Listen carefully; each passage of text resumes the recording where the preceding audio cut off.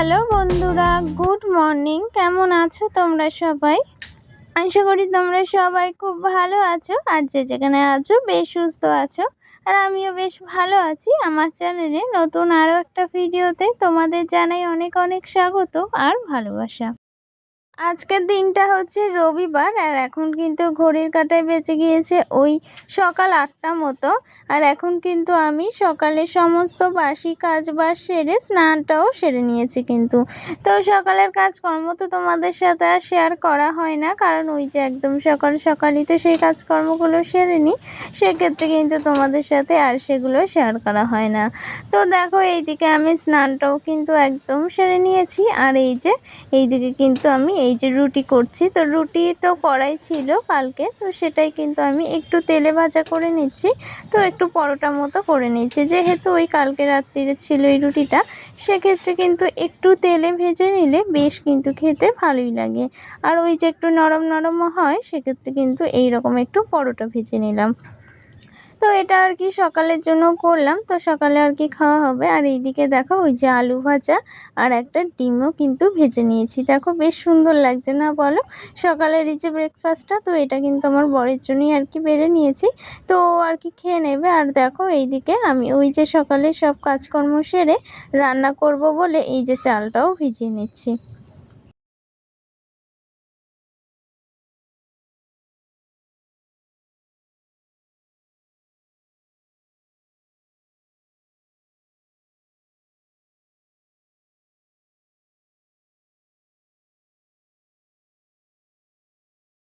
আর এইদিকে দেখো চালটা এই যে ভিজিয়ে রাখবো, কারণ ওই যে ভাত করতে গেলে তো চালটা যদি একটু ভিজিয়ে রাখি আগে থেকে, তাহলে কিন্তু ভাতটা বেশ নরম নরম হয়। আর তার থেকে বড় কথা ওই যে ভাতটা খুব কম সময় কিন্তু ফুটে ওঠে আর খেতেও বেশ ভালো লাগে। আর ওই আগে থেকে যদি চাল ভিজিয়ে না রাখি, তাতে কিন্তু ওই ভাত করার সময় যদি চালটা দিই, তাতে কিন্তু ভাতের ভেতরে একটু চাল চাল থাকে। আর সেটা যদি বেশি ফুটোতে যাই, অনেকটা সময়ও লেগে যায় আর ভাতটাও কিন্তু খেতে ভালো লাগে না। তো যাই হোক, এইদিকে দেখো ওই যে আমি চালটা বেশ খানিকক্ষণ ধরেই কিন্তু ভিজিয়ে রেখেছি, সাথে কিন্তু এখন গ্যাসটাও পরিষ্কার করে নিচ্ছি। তো দুপুরে রান্না বান্না তো এখনও বসানো হয়নি, সেটা একটু বেলা করেই বসাবো, কারণ ওই যে আজকে রবিবার, আর রবিবার কিন্তু তোমরা জানোই যে আমার একটু দেরি হয়ে যায় সব কিছু গুছিয়ে নিতে।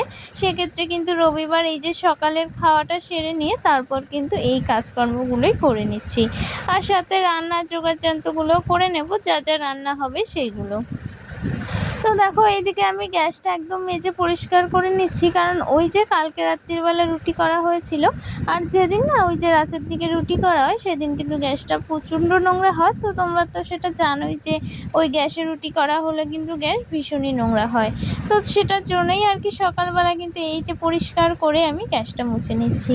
তো সাথে দেখো ওই সকালবেলা একটু মুড়ি খেয়ে নিচ্ছিলাম, কারণ ওই যে আমাকে ওষুধ খেতে হয়, সেক্ষেত্রে কিন্তু সকালবেলায় একটু কিছু মুখে না দিলে ওষুধটা কিন্তু আমি একদমই খেতে পারি না।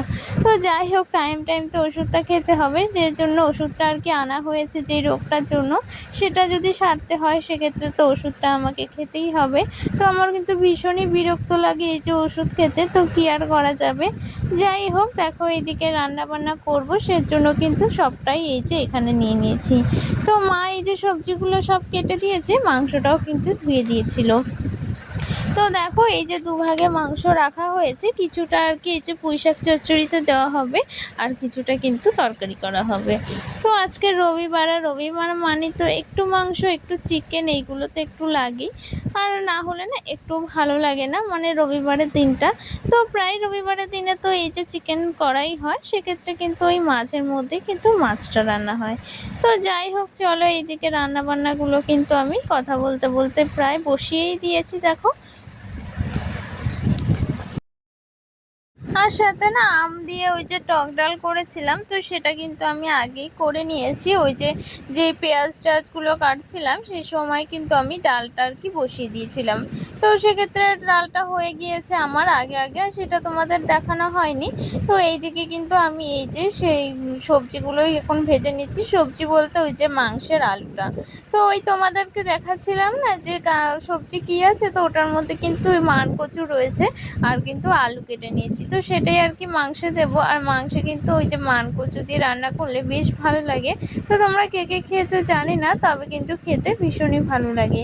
তো আমিও এই যে এটা আর কি নিজের হাতে রান্না করছি। এর আগেও একবার রান্না করেছিলাম মান কচু দিয়ে, তো সেটা খেতেও বেশ ভালো লেগেছিল। সে কারণে কিন্তু এবারও এই যে কচু দিয়েই মাংসটা রান্না করছি।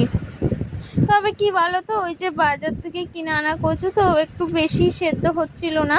তো সেক্ষেত্রে কিন্তু ওই যে কচুটা যদি ভালোভাবে সেদ্ধ হয়ে যায় তাহলে কিন্তু আরও খেতে ভালো লাগে। তো কিন্তু ওই যে কচুটা কিন্তু ভালোভাবে সেদ্ধ হয়নি, সেক্ষেত্রে একটু কচুটা খেতে বাজে লাগছিল। তবুও কিন্তু ওই যে তরকারিটা খেতে কিন্তু ভীষণই ভালো লাগে।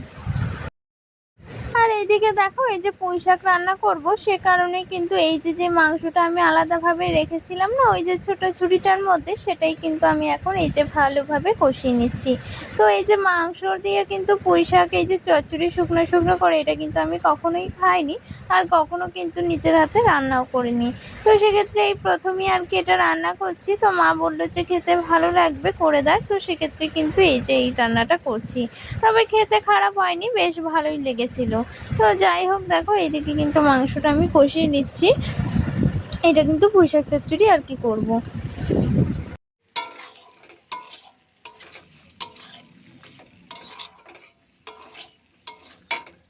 তো আমি তো তোমাদের সাথে আমার ডেইলি ব্লগগুলোই শেয়ার করি। সেক্ষেত্রে কিন্তু ওই যে সংসারের রোজগারের কাজকর্ম, রান্না বান্না বা আমি কিভাবে দিনগুলো কাটাই, সেটাই কিন্তু তোমাদের সাথে শেয়ার করি। সেক্ষেত্রে কিন্তু আমার রোজগারের কাজকর্মগুলোই তোমাদেরকে দেখানো হয়। তো সেক্ষেত্রে রান্না বান্নাগুলো আমি রোজই প্রায় তোমাদের সাথে শেয়ার করি। তবে ওই যে মাঝের মধ্যে কিন্তু আর শেয়ার করা হয় না, কারণ ওই রোজগারের একই জিনিস কিন্তু তোমাদের একদমই ভালো লাগবে না, আর আমারও কিন্তু একদমই ভালো লাগবে না। তো সেক্ষেত্রে কিন্তু যতটুকু পারি একটু পাল্টে পাল্টে তোমাদের সাথে শেয়ার করি, যেগুলো আর কি আমার ভালো লাগে আর তোমাদেরও ভালো লাগবে। তো যাই হোক, দেখো তোমাদের সাথে তো অনেক কথা বলছি, আর সাথে কিন্তু এই যে আমার কাজগুলো করে নিচ্ছি।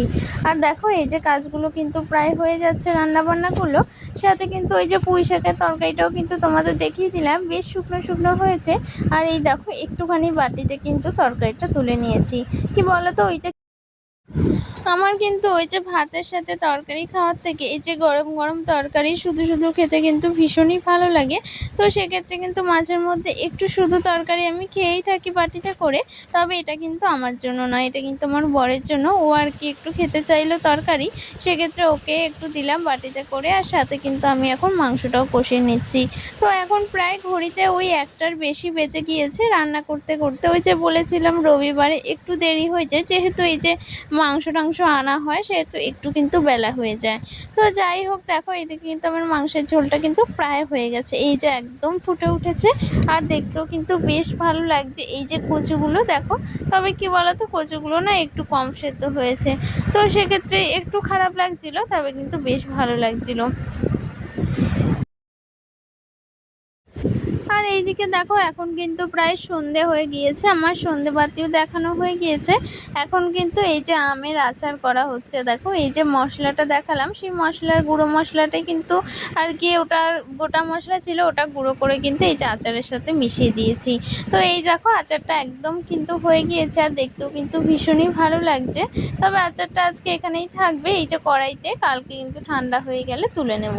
তো যাই হোক, দেখো সন্ধ্যাবেলা এইদিকে এই যে প্যাটিস আনা হয়েছে, তো এটাই আর কি খেয়ে নেবো। দেখো কত সুন্দর করে সাজিয়ে নিয়েছি, বেশ ভালো লাগছিল। তো যাই হোক, আজকের ভিডিওটা তো আমি এখানেই শেষ করছি। আজকের ব্লগটা তোমাদের কেমন লাগলো প্লিজ কমেন্টে জানিও। যদি ভালো লাগে তাহলে একটা লাইক করে দিও। চলো দেখা হচ্ছে নতুন কোনো ভিডিওতে, ততক্ষণ ভালো থেকো, সুস্থ থেকো, টাটা।